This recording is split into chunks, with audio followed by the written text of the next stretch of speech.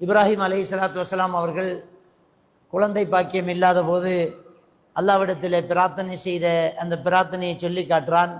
ரப்பி ஹபிலி மினஸ் சாலிஹீன், யா அல்லாஹ் எனக்கு நல்ல சாலிஹான குழந்தைகள் இருந்து எனக்கு தந்து விடுவாயாக என்று அவர் பிரார்த்தனை செய்து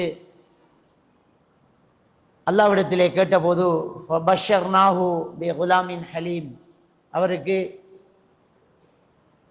ஒரு குழந்தை பிறக்க இருக்கிறது, ஒரு பொறுமையான ஒரு குழந்தை அவருக்கு கிடைக்க இருக்கிறது என்ற நன்மாராயத்தை நாம் கொடுத்தோம் என்று சூரா சாஃபாத் 101வது வசனத்தில் அல்லாஹ் தஆலா சொல்லி காட்டுறான். அப்போ இந்த நபிமார்கள் அல்லாஹ்விடத்தில் குழந்தையை கேட்கும்போதே நல்ல சாலிஹான குழந்தையை தாயா அல்லாஹ் அப்படின்னு கேட்குறாங்க. நமக்கு இந்த குழந்தை செல்வம் என்பது அல்லாஹ் தஆலா நமக்கு தந்த ஒரு அமானிதம். அதை நபிகள் நாயகம் ஸல்லல்லாஹு அலைஹி வஸல்லம் அவங்க சொல்லி காட்டும்போது குல்லுக்கும் ராயின் வ குல்லுக்கும் மசூலின் என்ற ஐயத்தியங்கிறாங்க. நீங்கள் எல்லாருமே பொறுப்புதாரிகள், உங்களோட பொறுப்புகள் பற்றி நாளை மறுமையில் விசாரிக்கப்படுவீர்கள் அப்படி என்று சொல்லி நபிகள் நாயகம் ஸல்லல்லாஹு அலைஹி வஸல்லம் அவங்க சொல்லி காட்டுறாங்க. இப்போ ஒவ்வொரு பெற்றோர்களும் தங்களுடைய குழந்தைகள் பற்றி நாளை மறுமையில் விசாரிக்கப்படுவோம். ஏன்னோ திருமணம் முடித்தோம், சம்பாதிக்கிறோம், சொத்து இருக்கு, வீடு இருக்கு, காசு பணம் இருக்கு, குழந்தை பிள்ளை பெற்றுட்டோம் அப்படின்னு நம்ம வாழ முடியாதுங்க. நம்மக்கிட்ட எல்லாத்தையும் பற்றி கேள்வி கணக்கு கேட்கப்படும். இந்த பொருளாதாரம் நம்மக்கிட்ட எப்படி வந்துச்சு, அதை எப்படி சேர்த்துக்கிட்ட, உனக்கு ஹலாலா வந்துச்சா ஹராமா வந்துச்சா என்றும் கேட்கப்படும். நம்ம குழந்தைகள் விஷயத்தில் நாம் என்ன கவனம் எடுத்தோம்ங்கிறதும் கேட்கப்படும். நம்ம நல்ல முறையில் கவனம் எடுத்து நல்ல முறையில் போதனைகளை கொடுத்து அது திருந்தி வரல என்றால் நம்ம மேலே குற்றம் இல்லை. நூஹ் அலைஹிஸ்ஸலாத்து வஸ்ஸலாம் அவர்களுடைய மகன் இஸ்லாத்தை ஏற்றுக்கொள்ளல, அதனால் அவர் மேலே குற்றம் இல்லை. ஆனால் சொல்ல வேண்டிய கடமையை நாம் சொல்லி ஆகணும். நல்ல வழியில் குழந்தைகளை வளர்க்கணும். அப்படி வளர்த்தும் தவறுங்கிறது ரொம்ப ரொம்ப அரிதான். அரிதாகி போனது அல்லாஹ்வுடைய ஏற்பாடு, அது ஒன்றும் பண்ண முடியாது, அதில் நம்மளுக்கு குற்றம் இல்லை. ஆனாலும் நம்ம சின்ன சின்ன சறுகல்களையும் செய்யாமல் குழந்தைகள் விஷயத்தில் ரொம்ப கவனமாக நடந்து கொள்ள வேண்டும் அப்படிங்கிறத முதலில் புரிந்து கொள்ள வேண்டும். இன்றைக்கு நம்முடைய சமுதாயத்தில் ஒரு குடும்ப வாழ்வு, கணவன் மனைவி எப்படி வாழ்ந்துக்கிறது, குழந்தைகளை எப்படி பராமரிக்கிறது, பிள்ளைகளுடைய சுட்டித்தனங்கள், பிள்ளைகளுடைய பிரச்சனைகள் எல்லாம் ஒரு பெரிய சவாலாகத்தான் இன்றைக்கி பார்க்கப்படுது. நல்ல பொருளாதாரம் இருக்குது, அந்த காலத்துல எல்லாம் குழந்தைகளுக்கு வளர்க்க முடியலை, ஒரு உடுப்பு வாங்க முடியலை, நல்ல சாப்பாடு வாங்கி கொடுக்க முடியலை. இப்படின்னா ரொம்ப கஷ்டப்பட்டு ரொம்ப வசதி இல்லாத ஒரு காலம் ஓடி போச்சு. சாப்பாட்டுக்கு கூட வழி இல்லாமல் ரொம்ப வசதி இல்லாத ஒரு காலம் ஓடி போச்சு. இப்போ அல்ஹம்துலில்லாஹ் நல்லா இருக்கிறோம். ஒரு இடத்துல ஒரு பாதிப்பு ஏற்பட்டு ஒரு பிரச்சனை ஏற்பட்டால் எல்லாருமா சேர்ந்து கை கொடுக்கக்கூடிய அளவுக்கு நிலைமை இருக்குது. சென்ற வெள்ள அனர்த்தத்தில் பாதிக்கப்பட்ட பகுதிகளில் உள்ள மக்களுக்கு நிவாரணம் கொடுத்துட்டு அடுத்த கையோட எல்லா ஊர் மக்களும் இன்னொரு விஷயத்தை யோசித்தாங்க. அந்த குழந்தைகளுக்கு ஸ்கூலுக்கு தேவையான யூனிஃபார்ம், புத்தகம், கொப்பி வகைகள், ஸ்கூல் பேக்கு இதெல்லாம் அள்ளிக்கொண்டே கொடுத்தோம். அந்த மக்கள் சொல்கிறாங்க, சாதாரண காலங்களில் கூட கிடைக்காத புத்தக பைகள், பேக்குகள் இப்போ எங்களுக்கு கஷ்டமாக வந்தது பிறகு மக்கள் நிறைய கொண்டாந்து தாராங்கங்கிறாங்க. மொத்தமாக ஒரு ஸ்கூலில் எத்தனை மாணவர்கள் இருக்கிறாங்க, வெள்ளத்தில் பாதிக்கப்பட்டதோ படலையோ அந்த பகுதிக்குட்பட்ட ஸ்கூல் எத்தனை பேர், எத்தனை பிள்ளைங்கன்னு கேட்டு சில பள்ளிவாசல் நிர்வாகங்கள் ஓடிப்போய் அந்த எல்லா பிள்ளைகளுக்குமே அதுக்குரிய திங்ஸை கொடுக்கக்கூடிய சூழ்நிலையை நம்ம பார்க்குறோம். பொருளாதார ரீதியாக பழையபடி நமக்கு கஷ்டங்கள் கிடையாது, ஓரளவுக்கு நம்ம நல்லா இருக்கிறோம்.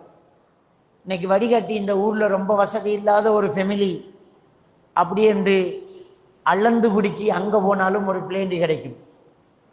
ஆனால் சஹாபாக்களுடைய காலத்தில் சாப்பாட்டுக்கு வழி இல்லாமல், சாப்பாடே இல்லாமல் பட்டினி கிடந்து மயங்கி விழுந்த அபூ ஹுரைரா ரலியல்லாஹு தஆலா அவர்களுடைய ஹதீஸுகளை பார்க்குறோம். ஒரு நாள் அடுப்பெரிஞ்சா அடுத்த நாள் எங்கள் வீட்டில் அடுப்பெரியாதுன்னு நபிகள் நாயகம் ஸல்லல்லாஹு அலைஹி வஸல்லம் அவர்களுடைய மனைவியார் சொல்லக்கூடிய காட்சியை பார்க்குறோம்.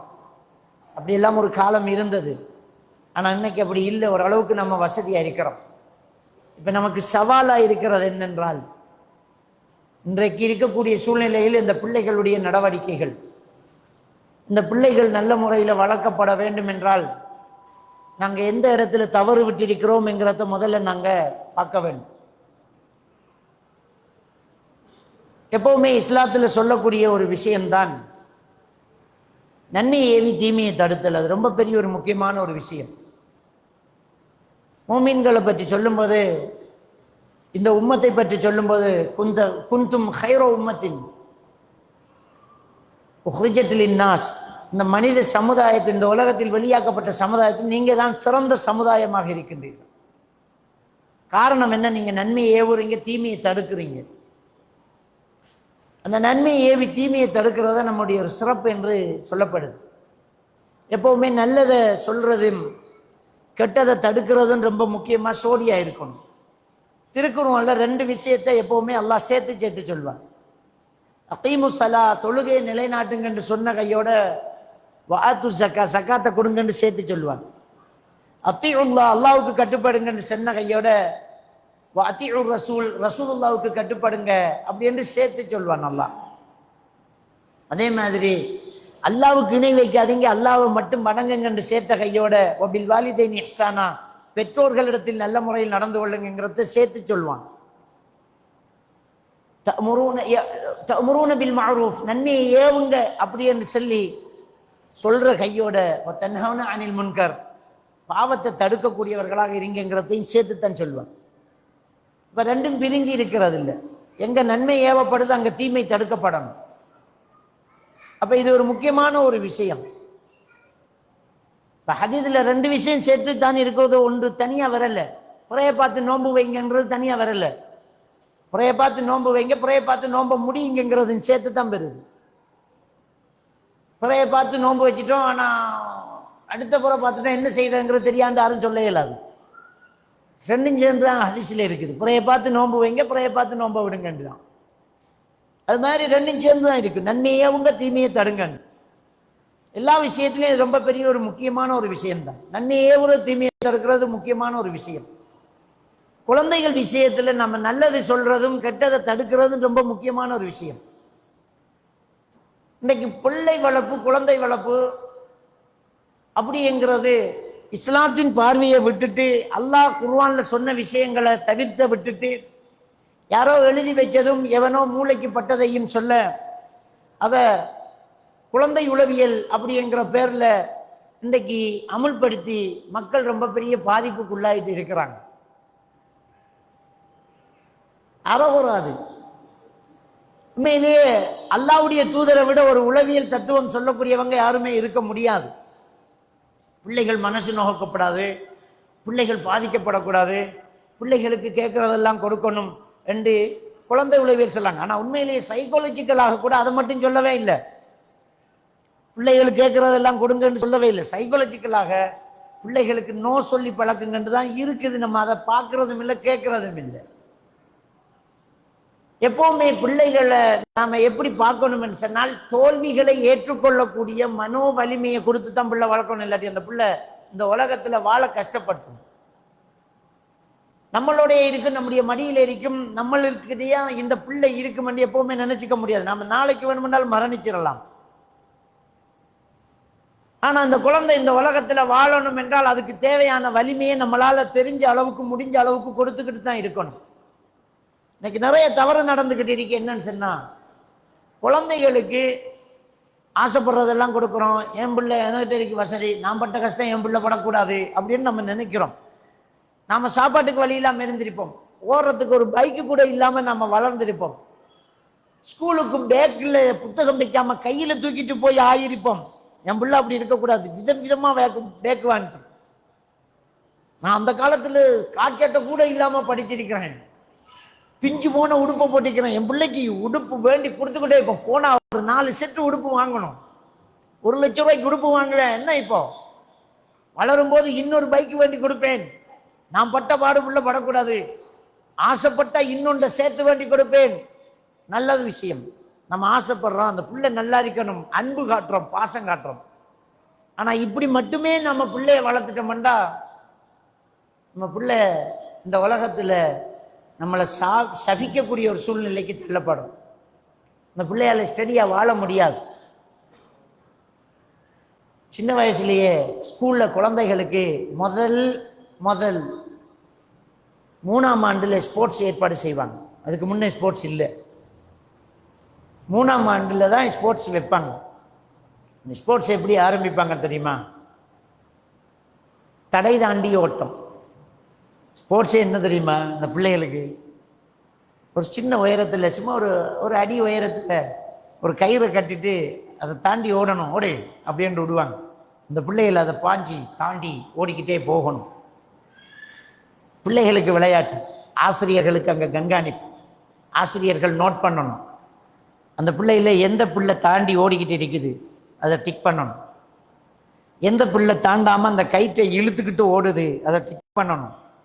எந்த பிள்ளை அந்த இடத்துல போய் டென்ஷன் ஆகி நின்று என்ன செய்யறதுன்னு தெரியாமல் தவிக்குது அதை டிக் பண்ணணும். அந்த பிள்ளை இப்போ மனசு ரீதியாக பாதிக்கப்பட்டிருக்கு.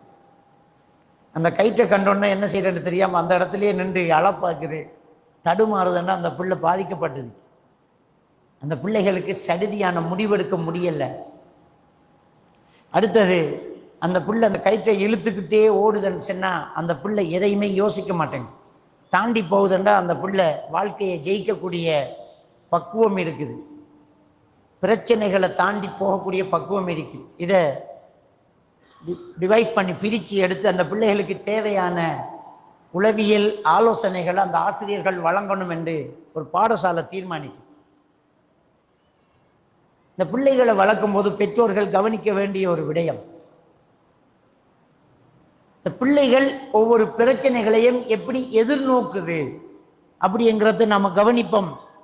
அதுக்கேற்ற மாதிரி அந்த பிள்ளைகளை நம்ம கையாள தெரியும். சும்மா நம்ம நாட்டில் அது இல்லாட்டியும் மேலத்தைய நாடுகளை என்ன செய்வாங்கன்னு சொன்னால், ஒரு குழந்தை பிறந்தால் அந்த குழந்தையினுடைய ஐக்யூ எவ்வளவு இருக்குது, மூளை வளர்ச்சி எவ்வளவு இருக்குது, கருவறையிலேருந்து வரும்போதே ஒரு குழந்தைக்கு மூளை வளர்ச்சி வந்து இருக்குது, அதெல்லாம் நோட் பண்ணுவாங்க. அந்த பிள்ளை இழுகி குப்புறப்படுத்துக்கிட்டு உண்ணி காலை ஒத்தி முன்னுக்கு வரக்கூடிய அந்த பருவத்தில், அந்த 3 மாதம் 4 மாதம் பருவத்தில் அந்த பிள்ளைய ஒரு பெட்டில் போட்டுட்டு கவனிச்சுக்கிட்டு இருப்பாங்க. அந்த பிள்ளை அப்படியே தவண்டு வந்து அப்படியே உண்ணி வந்து இன்னொரு தடவை உண்ணினா கீழே விழுவோம் என்ற இடத்துல என்ன செய்யுதுங்கிறத பார்ப்பாங்க. நிற்கிதா, அப்படியே வந்து விழுதா, அல்லது அந்த இடத்துல நின்று திரும்பி காலை வச்சு தாவுதா, இதெல்லாம் பார்ப்பாங்க. அப்போ அந்த பிள்ளையோட டெஸ்ட் விடணும். ரைட், இந்த பிள்ளை எவ்வளோ ஐக்குவாங்க. நம்ம ஹாஸ்பிட்டல்ல எல்லாம் இந்த குழந்தை பிறந்தோடனே அந்த குழந்தைக்குள்ள சில டெஸ்ட்கள் எடுப்பாங்க. அந்த பிள்ளையோட காது கேட்குதா, கண் பார்வை திரும்புதா, தாய்ப்பால் குடிக்குதா, அந்த பிள்ளையோட வாய்க்கு பக்கத்தில் இப்படி விரலை வைப்பாங்க. வச்ச உடனே அதை எடுக்க பார்க்குதுன்னா ஓகே, பிள்ளை நல்லா இருக்குது அப்படின்னு விட்டுருவாங்க. ஆனால் இன்னும் அதிகபட்சமாக அந்த குழந்தைகளை ஆய்வு செய்கிறாங்க. ஐக்கியம் எவ்வளோ வளர்ந்துருக்குன்னு ஆய்வு செய்கிறாங்க. நமக்கு ஒன்றுமே புரிய மாட்டேங்குது. ஆனால் உண்மையிலேயே நம்முடைய குழந்தைகளை நாம் வளர்க்கும் போது நம்ம அந்த குழந்தைகளுக்கு இந்த உலகத்தை எதிர்த்து நிற்கக்கூடிய ஒரு சவால் மனசை நம்ம கொடுக்கணும். தோல்விகளை ஏற்றுக்கொள்ளக்கூடிய மனோபக்குவத்தை கொடுக்கணும். கொடுக்காம குழந்தை வளர்த்து நம்ம சாதிக்க மாட்டோம். அந்த குழந்தை பாதிக்கப்படும். கேட்குறதெல்லாம் கொடுத்த நீங்கள் சொல்லுவோம், நம்ம சொல்லுவோம். செல்லம் கூடிட்டு ஓவர் செல்லம் குடும்பத்தில் முதல் கண்ட ஒரு பிள்ளையா இருக்கும். கீழே வைக்க மாட்டேங்கிறாங்க. எல்லா அஞ்சிமாரும் தூக்க தொடங்குவாங்க, அங்கிள்மாரெல்லாம் தூக்குவாங்க. பாப்பா எனக்கிட்ட கொஞ்சம் தாங்கடா அப்படின்னு தவிப்பாரு. அந்த பிள்ளைக்கு அவ்வளவு பாசங்கள் கூடும். அப்படி ஒரு பிள்ளை ஒரு குடும்பத்தில் பாச பிணைப்பில் கடுமையாக அரவணைக்கப்படுதுங்கும் போது அந்த இடத்துல கொஞ்சம் யோசிக்க வேண்டியும் இருக்கு. இந்த பிள்ளை பாதிக்கப்படுறதுக்கான வாய்ப்பும் கூட இருக்குது. ஏனென்றால் அந்த குழந்தைக்கு எல்லாமே கிடைச்சிக்கிட்டே இருக்கும். ஒரு இடத்துல கிடைக்காத போது அந்த பிள்ளை மன ரீதியாக பாதிக்கப்படும். மேனியா அப்படிங்கிற ஒரு பிரச்சனை இருக்குது. டிப்ரெஷன் என்கிறதுக்கு நேர் எதிரான ஒரு பிரச்சனை தான் மேனியா.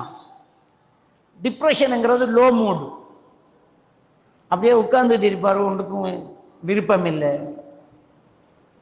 மேனியாங்கிறது hyper active. அடிச்சு பிச்சு கடிச்சு உதச்சி பிடிச்சி ஜன்னல்ல ஏறி அங்கே போய் இங்கே கத்தி கூண்டு தனக்கு ஊண்டுக்கு நிற்கிறது தான் மேனியா. அடங்க மாட்டேங்க, அடிச்சு போட்டாலும் அடங்க மாட்டேன்பான். இது மேனியா, இது டிப்ரெஷன். இந்த ரெண்டும் மாறி மாறி வந்துக்கிட்டு இருந்தா பைப்போலர் எஃபெக்டிவ் டிஸார்டர் என்று சொல்லுவாங்க. இந்த குழந்தைகளுக்கு கேட்கறதெல்லாம் நாம கொடுத்து கொடுத்து வளர்க்க வளர்க்க அந்த குழந்தைக்கு தோல்வியை ஏற்றுக்கொள்ளக்கூடிய மனோ வலிமை இருக்காது. அடுத்தவங்களை மதிக்கக்கூடியதில்லை, ஏத்தா அப்படின்னா எடுத்துட்டு போயிட்டே இருக்கணும். இந்த பிள்ளைகள் தான் 90 மார்க்ஸ் வாங்கினதுக்கு சூசைட் பண்ணும். 10 மார்க்ஸ் குறைவானது அந்த பிள்ளையால தாங்க முடியும். நம்ம வளர்த்த விதம் பிள்ளை நோ சொல்லணும். பிள்ளைகளுக்கு கேட்கறதெல்லாம் கொடுக்கறது இல்லை, இல்லை அது வேணாம், சரியாகாது, இப்ப பாப்பா கிட்ட காசு இல்லை அப்படி சொல்லணும். நீங்க எப்பவுமே வெளியிறங்கும் போது பைக்கில் பிள்ளைய எடுத்து ஒரு ரவுண்ட் சுற்றி பொண்டாட்டிகிட்ட கொடுத்துட்டு போறதை பழக்கமாக்கிட்டீங்கன்னா நீங்க தான் கஷ்டப்பட போறீங்க. ஒரு நாள் அவசரமா போக வலிக்கிட்டா விட மாட்டான், கத்துவான், கத்துவான். அந்த நேரத்தில் நமக்கு கோபம் வரும். உனக்கு பிள்ளை வளர்க்க தெரியுமாடி என்று பொண்டாட்டிகிட்ட கேட்போம். நம்ம தானே வளர்த்தது. பலமையாக்காதீங்க, எப்போவாவது சுத்திட்டு போங்க. அப்போ அன்னைக்கு இல்லை வாய் பாப்பாண்டா போயிட்டே இருக்கலாம். அஸ்ஸலாமு அலைக்கும் மகன் போயிட்டே இருக்கலாம், ஒரு அப்பா கொடுத்துட்டு போயிட்டே இருக்கலாம். இன்னைக்கு பாப்பாவுக்கு டைம் இல்லை, இன்னொரு நாளைக்கு போய்க்கலாம்னா கேட்டுக்கலாம். நீங்கள் வளமையாக செஞ்சுட்டு ஒரு நாள் செய்யாட்டி அந்த பிள்ளையால தாங்க முடியாது. பிள்ளைகள எந்த குற்றமும் இல்லை, நம்மள தான் குற்றம் இருக்கு. நீங்கள் வெளியூர் போயிட்டு வெளியே வேலைக்கு போயிட்டு வீட்டுக்கு வரும்போது டெய்லி சாக்லேட் வந்து கொடுத்தா நீங்கள் தப்பான ஆள். எப்போவாவது ஒரு நாளைக்கு மறந்துருப்பீங்க, அல்லது வார நேரம் கடை பூட்டிருக்கும், இல்லாட்டி பொக்கெட்டில் காசு இல்லாமல் இருக்கும். அப்போ உங்கள் குழந்தை உங்கள் மேலே எரிச்சப்படுவான். பாப்பா என்னோட இறக்கம் இல்லைன்னு ஃபீல் பண்ணுவார். சாக்லேட் வாண்டி கொடுங்க, ஆனால் வளமையாக்காது. நலும்பெரும் பெறாமலும் விடும் அப்படிங்கிற ஒரு மனநிலை அந்த பிள்ளைக்கு தெரியும். இதை கேட்குதுண்டா உடனே கொடுத்துடாதீங்க. ஒரு நாளைக்கு இல்லைன்னு சொல்லுங்க, இல்லை வேணாம், கூடாது, தப்பு, அது நம்ம மார்க்கெட்டுக்கு பிள்ளை.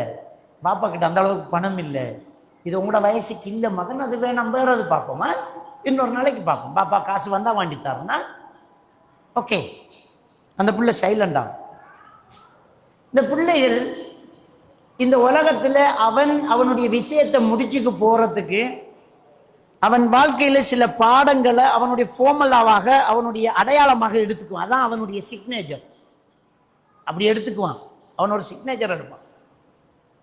சில பிள்ளைகள சிக்னேச்சர் என்ன தெரியுமா? ஏதாவது கேட்பான், கொடுக்கலாட்டி தட்டோரண்டு அப்படியே கீழே விழுவான். அது தலை வெடிச்சு ரத்தம் வரும், சுவர்ல போய் மோதுவான், கத்துவான். அது ஹாஸ்பிட்டல் ஆയിരിக்கும், ரோடா இருக்கும், கல்யாண வீடா இருக்கும், பள்ளிவாசல் ஆയിരിக்கும், மாமா வீடு மாமி வீடா, கத்துவான், தம்பியம்பாங்க, தூக்குவாங்க. நேரம் 1 மணி ஆகும், கத்துவான். செய்ய வழி இல்லைன்ற ஒரு சூழ்நிலைக்கு வருது. இப்போ உடனே அதை கொடுக்குறாங்கன்னா அந்த பிள்ளை ஏற்கனவே ஒரு தடவை இப்படி கத்தி சாதிச்சிருக்கிறான் என்று அர்த்தம். ஒரு தடவை அவன் சத்தம் போட்டு கத்தி தொல்லை தாங்க முடியாம அவ்வா இவன் வாயை பொத்தணும் வேண்டிக்கு வாடியதை வந்து அந்த பால் பாக்கெட்டை வேண்டி இன்னொரு கொடுத்தோன்னே வேண்டி எடுத்துருவான். ஓகே, இப்போ அது அவனுடைய சிக்னேச்சர். இப்போ அவன் மைண்டில் அதை எழுதிட்டான். ஓகே, இனி ஏதாவது இவங்க தரணும்னா நம்ம இந்த டிசைன்ல போக வேண்டிய, அவனுக்கு அது வலிக்காது. இப்ப நாம என்ன செய்யணும்? அவர் கீழே விழுகிறார், கத்துறார், நாங்க முடிவெடுக்கணும், இன்றைக்கு இதை கொடுக்கக்கூடாதுடா, இல்லை முடிஞ்சு,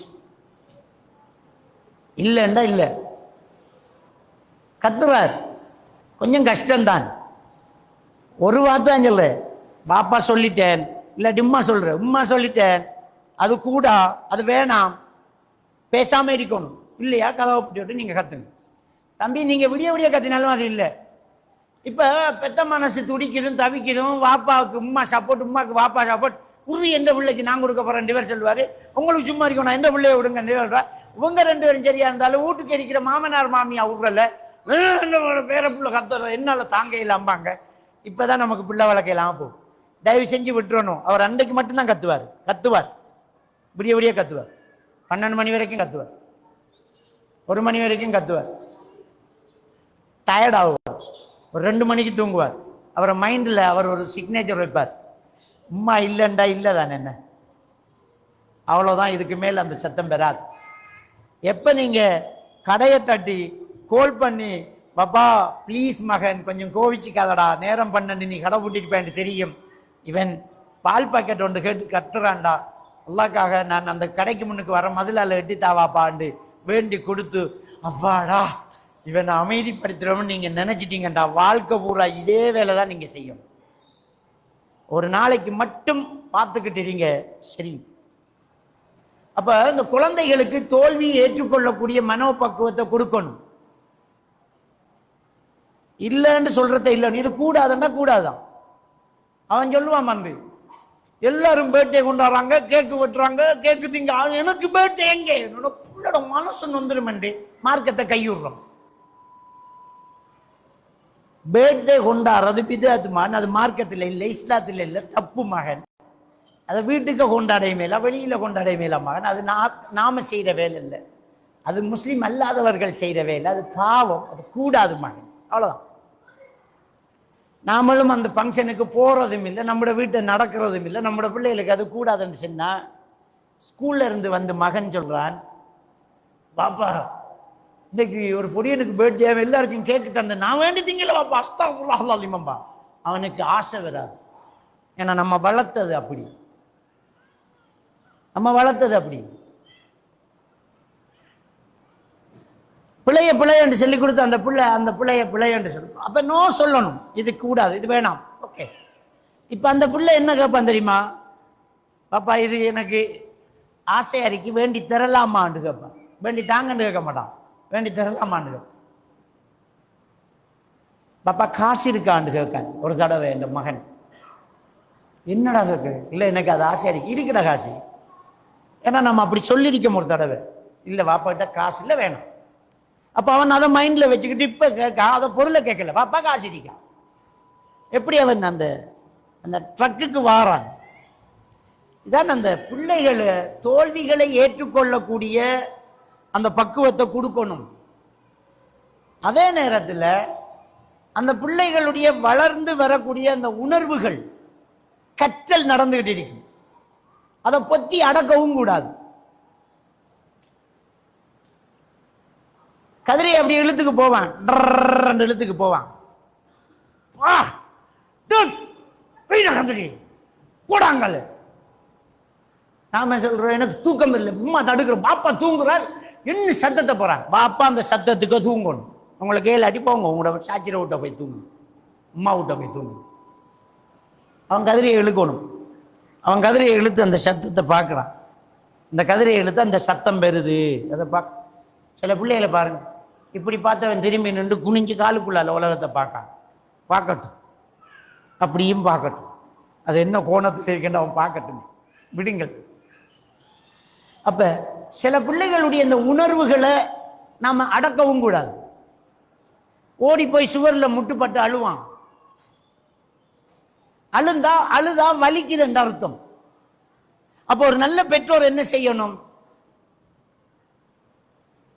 அவன் அழுகுறான், வலிக்குது, முட்டுப்பட்டுட்டா ஓடி போய் ஐயோ வந்து முட்டிட்டீங்க, என்ன பார்த்து வரணும், வலிக்குதா சரியாவிடும், உம்மா தடவி விடுறேன், நான் உப்பா தாரேன், சரியாவிடும் அப்படின்னு முத்தம் கொடுக்கணும். உண்மையிலே முத்தம் கொடுத்தல் வலியை குறைக்கும் என்பது அக்கு பிரஷர் மருத்துவத்தில் உள்ள ஒரு விஷயம்தான். அந்த அடிபட்ட இடத்துல ஒத்தனம் கொடுத்தல். அப்ப குழந்தைகளுக்கு அந்த இடத்துல முத்தம் கொடுத்தா சயின்டிபிக்கலாகவே வலி குறையும். அது அக்குப்ரெஷர் மருத்துவத்தில் உள்ளது. அப்ப அதை நாம சொல்லணும், முட்டிட்டீங்க வலிக்குது, என்ன சரியாவிடும், பாப்பா முத்தம் கொடுக்கிறேன், பார்த்து வரணும், வேகமா வந்துட்டீங்க, என்ன வழுக்கு தானே மகன், டைல்ஸ் தானே, மெதுவா வரணும். இதுதான் பிள்ளை வளர்க்குறேன். அதாவது சைல்ட் சைக்காலஜி என்றா யதார்த்தத்தை அப்படியே பேசுறது தான். நம்மடாக்கள் எப்படி பிள்ளை வளர்க்குறேன்டா, ஓடி போய் புள்ள முட்டினா உடனடியா போய் இல்லை இல்லை இல்லை இல்லை இல்லை இல்லை இல்லை அவனுக்கு வலிக்கிறேன் அவனே முடிவெடுத்திருக்கான், நீவ போய் தடவைக்கிட்டு இல்லை இல்லை பிள்ளைக்கு நோவல், பிள்ளைக்கு நோவல் இல்லை, நான் அவன் டென்ஷன் ஆகிறான், நமக்கு வலிக்குதுமா இல்லைங்க பிரம்மையோ. அவன் டக்குன்னு அப்படி சைலண்ட் ஆகும், அழுதவன் நின்றுட்டான். நாம நினைக்கிற நாம புள்ள வளர்க்கவும், பிள்ளைய கொளற விடலையே, இப்ப பிள்ளைய அள்ள விடப்படாங்கிறது திறமை இல்லை, அழுகுற டைமில் அழத்தான் பண்ணும், அதை அடக்கக்கூடாது. ஆனால் சொல்லணும், சரியாயிடும் சரியாயிடும் பாப்பா, அழாதீங்க பாப்பா, சரியாயிடும் பாப்பா, இன்னும் மருந்து போட்டோன்னே சரியாயிடுமா, அப்படித்தான் சொல்லணும். வலிக்கவே இல்லைன்னு அவனை டென்ஷன் ஆக்கக்கூடாது. ரெண்டாவது, அந்த பிள்ளை அவடத்தை செஞ்ச தவிர அவருக்கு அவடத்தை பாடம் நடத்தினா தான் திரும்ப அவர் அந்த இடத்துல கவனமாக வருவார். மகன் டைல்ஸ் ஈரக்கால் வேகமாக வந்தீங்க, முட்டிட்டீங்க பார்த்தீங்களா, இனிமே அப்படி வரக்கூடாது, கவனமாக வரணும். இதை சொல்ல வேண்டிய நாம என்ன செய்யறா, சுவருக்கு அடிக்கிற, பிள்ளைக்கு அடிப்பியா பிள்ளைக்கு அடிப்பியா பிள்ளைக்கு அடிப்பியா, சுவருக்கு அடிக்க. இப்ப பிள்ளை என்ன ஃபீல் ஆகுதுண்டா, என்னல எந்த பிரச்சனையும் இல்லை, சுவரு தான் பிரச்சனை. அடுத்த அண்டைக்கு ஓடி முட்டி போட்டோமா, என்னோட ஆடியன்ஸ் அவருக்கு. இப்ப இவன் தவறு செஞ்சு விட்டு இன்னொரு ஆள்கிட்ட பழி போடுறதுக்கு நாம பழக்கிறோம். நபிகள் நாயகம் ஸல்லல்லாஹு அலைஹி வஸல்லம் அவர்கள் வீதியால் போகும்போது ஒருத்தர் வெட்கப்படுறவருக்கு புத்திமதி சொல்லிட்டு இருக்கிறார். அவருடைய சகோதரர், வெட்கப்படாதடா, ஏன்டா பொம்பளை புள்ள மாதிரி வெட்கப்படுறேன். போன நபிகள் நாயகம் ஸல்லல்லாஹு அலைஹி வஸல்லம் அவர்கள் திரும்பி வந்து கூப்பிட்டு சொன்னாங்க, விடுங்க வெட்கப்படட்டும். அது அவனுடைய இமோஷன், அவனுடைய ஒரு மனவெழுச்சி, அது விடுங்க வெட்கப்படட்டும். அல் ஹயா ஷுஅபத்து மினல் ஈமான், வெட்கம் ஈமானில் ஒரு பகுதி தானே, விடுங்களேன், அடக்காதீங்க. வெட்கப்பட்டுட்டீங்க அடக்குறல்ல, வெட்கம் பெருந்தான். இனிமே நம்ம பார்த்து கொள்ளணும், மூடி வச்சுட்டு கதவை உள்ளால தாப்பால் போட்டுட்டு குளிக்கணும் அப்படி சொல்லணும்.